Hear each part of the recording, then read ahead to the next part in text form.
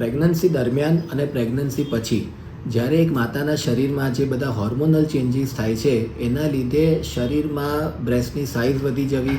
સાથળ અને હિપ્સના ભાગે ખૂબ જ વધારે પ્રમાણમાં ફેટ ડેપોઝિટ થવી, પ્રેગ્નન્સી દરમિયાન જે યુટ્રસની સાઇઝ વધે, ગર્ભાશયની સાઇઝ વધે, એના લીધે એબ્ડોમિનલ મસલ્સની વચ્ચે ગેપ થઈ જવો, જેને કે ડાયવેરિકેશન ઓફ રેક્ટાઈ કહેવાય. પેઢુનો ભાગ એટલે કે પેટમાં ડૂટીની નીચેનો ભાગ ખૂબ જ વધારે પ્રમાણમાં વધી જવો અને એમાં સ્ટ્રેચ માર્ક્સ આવી જવા, આ બધા જે ચેન્જીસ થાય છે એ ચેન્જીસને રિવર્સ કરવા માટેની જે સર્જરી હોય એને મોમી મેકઓવર સર્જરી કહેવામાં આવે છે. મોમી મેકઓવરની સર્જરી દ્વારા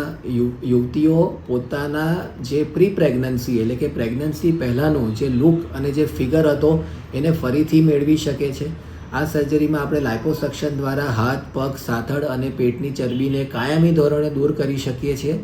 અને જે ડાયવેરિકેશન ઓફ રેક્ટાઈ એટલે કે એબ્ડોમિનલ મસલ્સની વચ્ચેની જે વીકનેસ હોય એ વીકનેસને કાયમી રીતે રિપેર કરી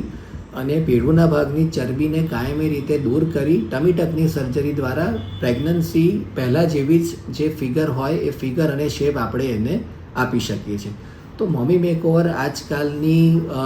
જે મધર્સ છે એ લોકોમાં ખૂબ જ ફેવરિટ અને ખૂબ જ પ્રચલિત સર્જરી છે.